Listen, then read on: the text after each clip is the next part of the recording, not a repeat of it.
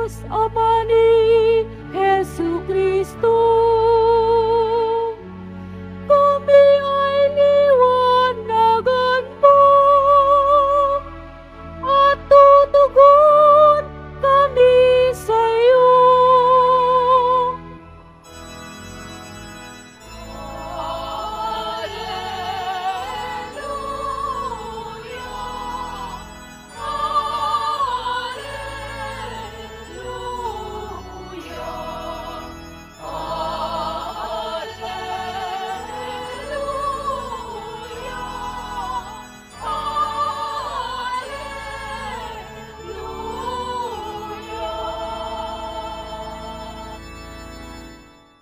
Sumainyo ang Panginoon. At sumaiyo rin. Ang mabuting balita ng Panginoon ayon kay San Marcos. Papuri sa iyo, Panginoon. Noong panahong iyon, tinawag ni Jesus ang 12 at sinugong dala-dalawa. Binigyan niya sila ng kapangyarihang magpalayas ng masasamang espiritu at pinagbilinan. Sa inyong paglalakbay, huwag kayong magdala ng anuman maliban sa tungkod, ni pagkain, balutan, salapi sa iyong kalukbutan o bihisan, ay huwag kayong magdala. Ngunit magsuot kayo ng panyapak. Sinabi rin niya sa kanila, at sa alinmang tahanang inyong tuluyan, manatili kayo doon hanggang sa pag-alis ninyo sa bayang iyon. Kung ayaw kayong tanggapin o pakinggan sa isang dako, umalis kayo doon at ipagpag ninyo ang alikabok sa inyong paa bilang pabala sa mga taga roon. Kaya't humayo ang 12 at nangaral sa mga tao na pagsisihan nila, talikdan ng kanilang mga kasalanan. Pinalayas nilang maraming demonyo sa mga inaalihan nito, pinahiran nila ng langis at pinagaling ang maraming may sakit.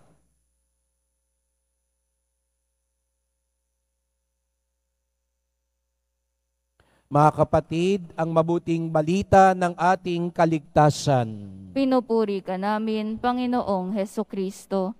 Magsiupo muna po ang lahat. Magandang umaga po sa inyong lahat at maligayang pagdating sa tahanan ng ating mahal na pong Hesus Nazareno. Pinagdarasal din natin ang mga nasa online, lalo na po mga may sakit, nag-aalaga sa may sakit, mga kababayan, kadiboto natin mula sa iba't ibang panig ng bansa, daigdig, na nais sumama sa misa dito sa Quiapo, sa Basilica Minor at Pambansang Dambana ni Hesus Nazareno. Araw ng linggo, araw ng Diyos, araw ng simbahan, at tayong lahat ay narito sapagkat tinipon tayo ng Diyos, mahal tayo ng Diyos. Kaya't bigyan natin ng papuri, parangal at pasasalamat ang ating minamahal na Nuestro Padre Hesus Nazareno. Nasa ating piling din po ngayon ang imahe ni San Vicente Ferrer mula sa Diyosisang Dambana niya sa Cabuyao, Laguna. Mananatili siya rito hanggang bukas, kaya bigyan din natin ng welcome clap si San Vicente Ferrer. Si San Vicente Ferrer po ay kilalang isang milagrosong misyonero na nangaral sa maraming tao. Kaya kung mapapansin po ninyo, ang kadalasan niyang imahe ay may pakpak. Hindi naman po siya anghel, siya isang pari, isang misyonero. Ngunit sa paglaon ng panahon ay nagkaroon sa kanyang imahe ay nilagyan ng pakpak sapagat ganun siya katulin, kabilis sa paglaganap ng mabuting balita. Marami siyang napuntahan at ganun din katulin ang mga himalang kanyang nagawa, lalo-lalo na sa pagbabagong buhay ng mga tao. Kaya't simbolo po yung pakpak niya. No? Hindi naman talaga siya may pakpak dahil tao po siya. Parang katulad, nakita niyo po doon si San Antonio de Padua, kalong-kalong niya si Jesus. Ang batang si Jesus. Hindi naman sila nagkita talaga ng batang si Jesus na animoy talagang kargang-karga, may pangitain, pero sa buhay, magkalayo naman sila. Ang talagang may hawak si San Jose. Dahil siya talaga ay kinanlong niya ang batang si Jesus.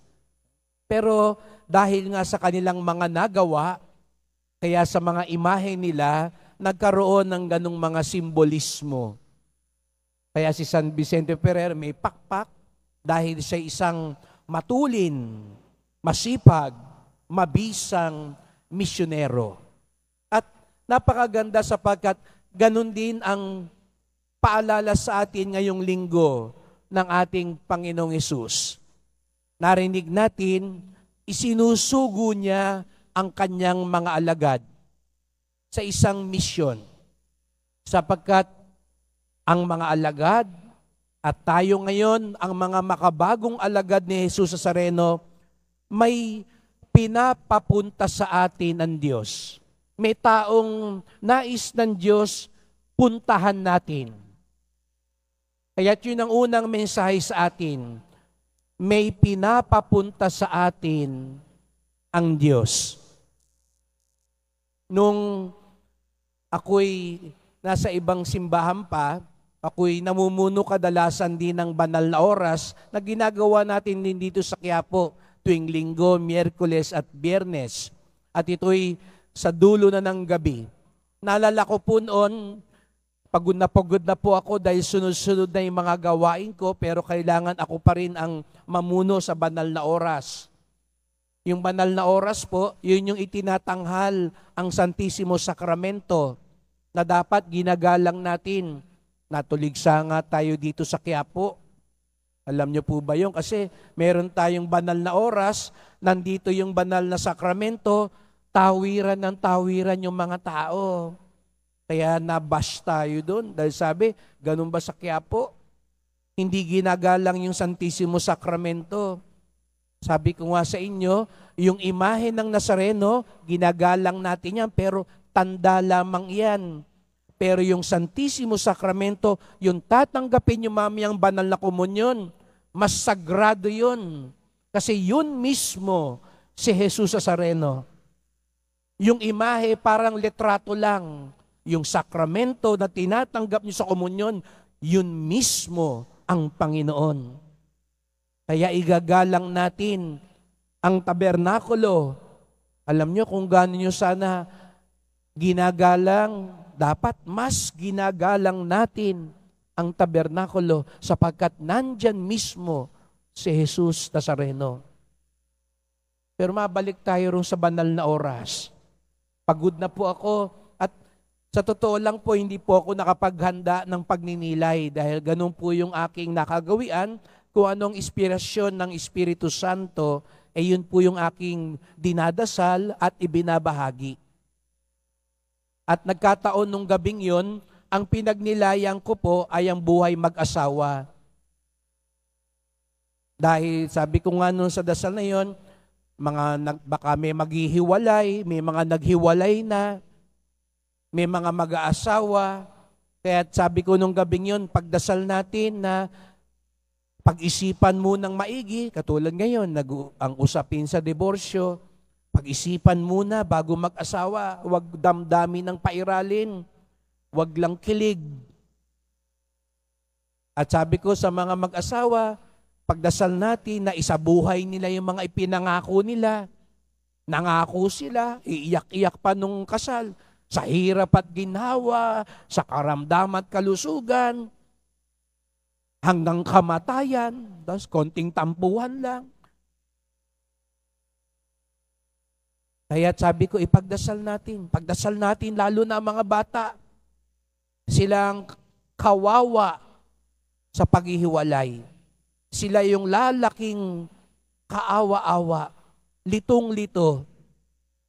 At hanggang ngayon, ganun pa rin. Pagdasal natin yan. Kaya pagkatapos ng banal na oras na yon, ako'y pagod na, gusto ko nang tumalon sa kama para makatulog. No?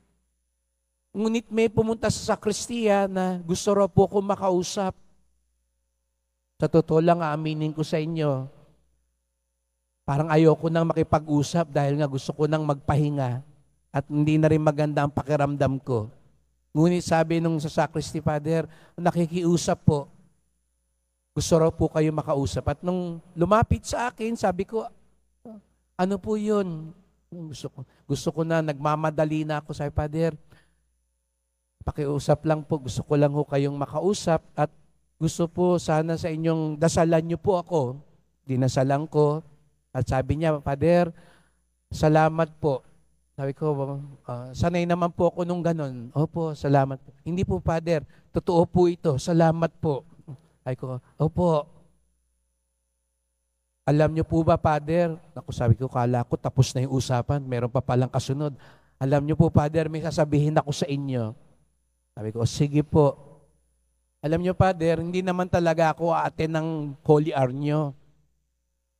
Nagkataon lang, nandyan ako sa labas. Malakas ang sound system, katulad dito hanggang labas, dinig. Alam niyo po ba kung bakit ako nasa labas? Gusto kong sabihin, gagawin pa ako manghuhula nito, no? Alam niyo po, Father, kaya ako nasa labas, kasi inaantay ko po yung aking number 2. So medyo nagising ako. Tapos, alam niyo po, Father, itong gabing ito, napagdesisyonan ko, iiwanan ko na yung pamilya ko. Iiwanan ko na yung misis ko. Kaya po may dala ako ngayon dahil aalis na ako at inaantay ko yung kalaguyo ko para umalis na kami. At alam nyo, Father, sabi ko, tinanong na naman ako kung ano yung alam ko. Wala nga akong alam no? Alam nyo, Father, ang usapan namin ay 7:30, alas 8 na, wala pa siya. No? Kaya sabi ko, at narinig kita sa Holy Hour mo, doon ako natayo. Kung bakit naman dito pa kami sa simbahan nagkita, nag-usap magkita sa labas. At dahil doon, narinig ko yung mga sinasabi nyo, tungkol sa pag-aasawa, yung mga pangako, yung mga obligasyon, lalo na yung pangako sa harapan ng Diyos at yung kawawa naman yung mga bata. Alas 8:30 na, wala pa. Natapos na po yung Holy Hour nyo, alas 9. Mag-aalas 10 na po nung gabi na yun, nag-uusap kami. Wala pa siya. Sabi ko, tanda ba ho ito? Nangungusap ho ba ang Diyos sa akin? Kaya't pumasok na po ako at nagdasal. At doon ko napagtanto ang malaking pagkakamali ko. Kaya, Father, salamat po. Dahil sa banal na oras, dahil sa Santissimo Sacramento, ang Panginoong Hesus na nangusap, napagdesisyonan ko, babalik na po ako sa bahay. Uuwi na po ako sa misis ko. Di sabi ko, medyo nabuhay. Salamat sa Diyos. Salamat. Nangyari ang himala. Father, ano na naman, gusto ko na talaga magpatapos na rin, no? May pakiusap po ako sa inyo. Nilabas niya yung cellphone niya. Sabi niya, Father, tatawagan ko ngayon tong chicks ko. Pwede ba? Baka hindi maniwala sa akin na ang dahilan yung Holy Hour. Yung sinabi mo, ako pa sisisihin yan ngayon, no? Pwede ba sabihin mo sa kanya, baka akala manloloko lang ako na kaya nagbago na ang isip ko kasi nahipo ng Diyos ang buhay ko. Tinawagan niya, buti na lang busy. No? Kung hindi, baka ako ang bangayan, no? Ako pa ang sisihin nung kalaguyo. Pero nung gabing yon, sa pagpapahinga ko, ay doon ko napagtanto, lahat tayo. Sabi ko nga sa inyo, aminin ko nung nag-holyar ako, wala nga sa loob ko ngayon. Parang gusto ko nang matapos at magpahinga. Pero lahat tayo, sugo ng Diyos. Ikaw din, hindi lang kami mga pari. Tayong lahat, bilang mga alagad ni Jesus Nazareno ay sugo niya. May pinapapunta sa atin ng Diyos. May pinapapuntahan sa atin ng Diyos. Yung asawa mo, yung anak mo, yung kasama mo sa trabaho, pinapadala ka ng Diyos sa kanila. Hindi lang nagkataon na magkasama kayo. May mission ka. Parang si San Vicente Ferrer, lahat tayo misyonero. At katulad ng mga alagad, lahat tayo tinatawag, magpahilom. Baka may nangangailangan ngayon na hindi lang may sakit sa katawan, kundi kailangan maghilom ang kalooban, pinapadala ka ng Diyos sa Kanya. Lahat tayo pinapadala para magdala ng mabuting balita. Minsan, ang bilis nating parang pinapadala ka, iba nagpapadala sa iyo pag pumunta ka para magkalat lang ng chismis, magmarites lang, magkalat ng fake news. Hindi, pinadala ka ng Diyos para magbigay ng mabuting balita, magpalayas ng mga demonyo. Ibig sabihin nun, magpaalala. Baka may kakilala ka ngayon, kasama ka ngayon, alam mo, may ginagawang masama. Ayun, alam mo, may kalaguyo. Alam mo, nalululo na sa sugal. Alam mo, may bisyo. Pero tiko ang bibig mo. Ikaw ang kaibigan. Ikaw ang kamag-anak. Ikaw ngayon ang pinapadala ng Diyos. Pinapapunta ka ng Diyos. Sapagkat tayo may misyon. May nangangailangan. Wala nang makain. Wala nang pangmatrikula ang anak. Ikaw naman kahit papaano, meron ka pa. Pinapadala ka ng Diyos sa Kanya. Kaya, yun ang una nating alalahanin, mga kapatid. Bilang mga alagad ni Jesus Nazareno, may pinapapunta tayo ng Diyos. May pinapapunta sa iyo ang Diyos. Sabihin mo nga sa katabi mo, puntahan mo na. No? Baka kailangan yan para lubos mong matanggap ang pagpapala ng Diyos. At ang ikalawa, sabi nga, dahil may pinapapunta ang Diyos, ang ikalawa din, may pinapadala ang Diyos. Ito naman para sa iyo. Ikaw, may pinapapunta sa iyo ang Diyos. Puntahan mo na. Pero ikalawa din, dahil ang Diyos nagpapapunta ng mga tao, may pinapadala sa atin ng Diyos, tanggapin mo na. May pinapadala sa atin ng Diyos. Mabalik tayo doon sa taong yon. Hindi ho natapos pa doon yung usapan namin. Sabi ko nga sa inyo, talagang gusto ko nang matapos at magpahinga. Dumagdag pa, sabi ko, nung natapos na, nung hindi makontak yung chick, sabi niya, ay, sige po, hindi na, ako na lang, Father. Ako, ay, salamat. Ikaw na lang kumausap, wag mo na ako idamay. No? Biro lang. No? Pero bumalik uli. Sabi ko, kala ko naman, uuwi na ako. Bumalik uli yung tasa niya, Father, may sasabihin pa pala ako sa inyo. O ano yun? Sabi niya, Father, gusto ko lang sabihin po sa inyo, pagpatuloy niyo po yung pagsasalita at pagninilay at pagdarasal ninyo. Hindi niyo lang po alam, sa inyong pangangaral, sa inyong pagdarasal, maraming tao ang maaaring mabago ang buhay. Maraming tao ang maraming pwedeng matulungan, katulad ng ginawa ninyo sa akin. Alam niyo po, napukaw ang damdamin ko doon sa sinabi niya. Kaya nung bago siya umuwi, sabi niya, Father, salamat po. Minsan nakala nyo lang walang nakikinig sa inyo. Minsan nakala nyo tinutulugan lang kayo. Totoo naman yun. Nakikita ko ngayon kung sino yung tulog. No? Minsan, Father, pakiramdam nyo, may bunga ba yung ginagawa ninyo? Pero, Father, maniwala kayo. Tuloy nyo lang. May bunga yan. Ano man nang mangyari dahil sa Diyos. Nung patulog na ako nung gabing yon, aminin ko sa inyo, napukaw yung damdamin ko at sa pagdarasal ko, akala ko ako yung sugo ng Diyos dun sa taong yon. Pero aminin ko sa inyo nung gabing yon, parang napahiya din po ako. Dahil sabi ko sa inyo, parang di maganda yung asta ko noon. Gusto ko nang magpahinga, medyo masungit na ako nung gabing yon. Sinugo din siya ng Diyos sa akin para paalalahanan ako, para palakasin din ang loob ko, para pagpatuloy ang ginagawa ko. Kaya mga kapatid, hindi lang tayo ang sugo ng Diyos. May sinusugo din sa atin ng Diyos. May sinusugo sa iyo ang Diyos. Sana wag mong takpan ng tainga mo. Sana wag mong itaboy. Doon sa unang pagbasa si Amos, tinaboy nung bayan, sugo siya ng Diyos. Sayang. Pagkakataon sana yun doon sa Bethel na magbalik loob sa Diyos. Pero tinaboy siya. Hindi siya tinanggap. Baka ganun din ang nangyayari sa buhay natin. May sinusugo sa iyo ang Diyos. Pero ayaw mong pakinggan. Nakala mo, KJ yung taong yun. Panira lang. Pasira ng good vibes. Pero yun pala ang sinusugo sa iyo ng Diyos para paalalahanan ka. Para ituwid ka. Para magbalik loob ka sa Diyos. Para lalo kang pagpalain ng Diyos. Kaya mga kapatid, sa misang ito po yung ating ipagdasal.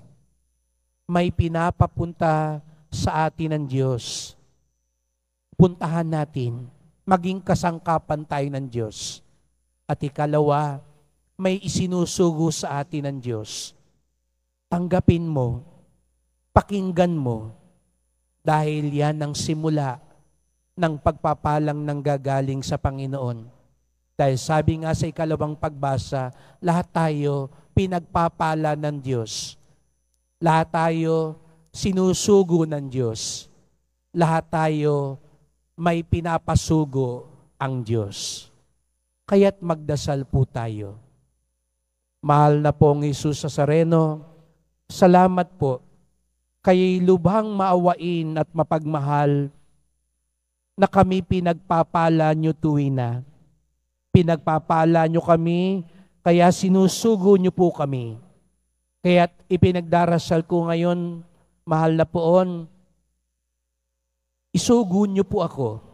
Maging kasangkapan ako ng kabutihan, katwiran, pagpapatawad, pagmamahal, pagmamalasakit. Lalo na sa aking pamilya, sa mga taong nakakasama ko araw-araw. Sapagkat di ko man sukat akalain, ako ay iyong pinapapunta sa kanila. Salamat din po, mahal na Senyor, sapagkat sa totoo lang, hindi kayo nagkukulang ng pinasusugo sa akin. Lagi kayong may pinapapunta sa aking buhay. Ngunit minsan, nagbibingi-bingihan ako, nagbubulag-bulagan, at minsan, tinataboy ko ba ang ipinadala mo sa akin?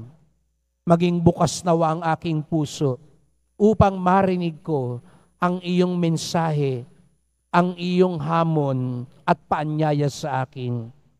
Sapagkat mahal na mahal niyo po kami. Pinapapunta niyo po kami at may pinasusugo po kayo sa amin. Mahal na pong Jesus Nazareno, kawaan niyo po kami. Basbasan niyo po kami. Amen. Amen.